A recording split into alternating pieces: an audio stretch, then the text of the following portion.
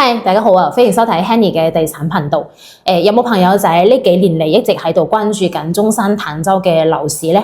你哋知唔知道坦洲有邊幾個小區佢嘅房價跌幅係最大嘅呢？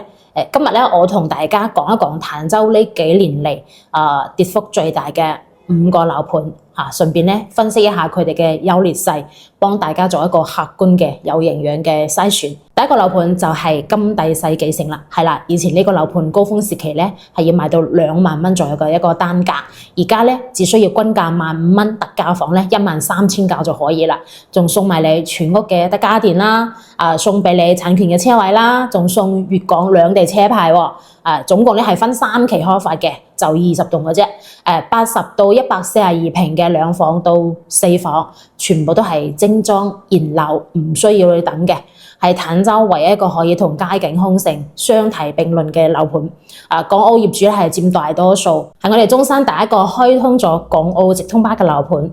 咁咧佢喺物業管理方面咧，亦都係非常之出色嘅，法式園林設計啦。每一棟都係獨棟嚟嘅，採光私密性係非常之好。而且咧開發商嘅實力係好雄厚嘅喎，都係統一起好咗現樓再賣嘅一個實體樓，而且咧戶戶都係朝南嘅。咁缺點咧亦都有好幾個，比如話周邊嘅環境一般般啦，因為周邊咧都係以嗰啲自建屋啦，或者係亦即係村屋啦，以及廠房為主嘅。佢嘅視野雖然冇遮冇擋，但係咧展示面真係比較差啲。而且咧佢嘅位置咧係靠近坦洲嘅中北部，同珠海咧都係有一定嘅距離嘅，唔似得好似坦洲南嘅佳景康城啦，同埋中澳春城呢啲項目。因為佢哋咧係同珠海真係僅一路之隔咁嘅一個距離嘅啫。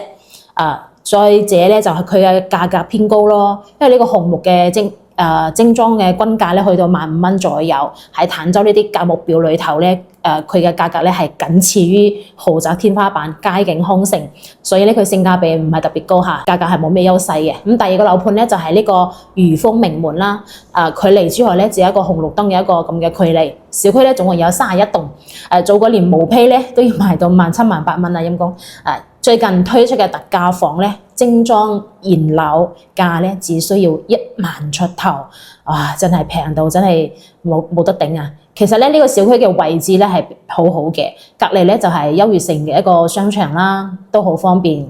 而且咧得房率又高喎，89平方做4房，100平方4房，然之後咧佢嘅客廳咧係超過40平方嘅喎，佢仲有面積107到141平方，同人哋係同一個面積段，但係咧佢又多一間房出嚟喎，精裝現樓交付嘅嚇，門口咧就係坦洲大道，通往珠海、香洲、中山市區都非常之方便嘅。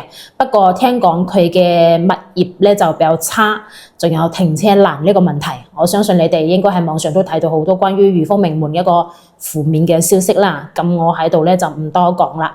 第三個中澳春城係啦，呢個小區咧係好受港澳朋友鍾意歡迎嘅。畢竟咧離關口近喎，開車15分鐘咧就可以去到關口。之前咧最高嘅價格咧都係要賣到2萬蚊一個平方，但係而家咧就毛坯價11,000左右，精裝價咧就12,000左右。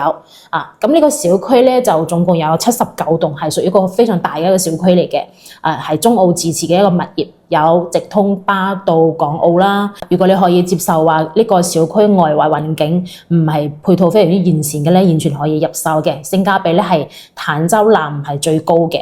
咁而家喺度賣嘅產品都係獨棟嘅，部分咧仲可以睇河景，戶戶朝南。佢嘅一個樓面嘅一個間距咧係非常之闊嘅，面積咧係從80到120平方嘅2房到4房，已經係準現樓啦嚇，唔怕話踩雷嘅。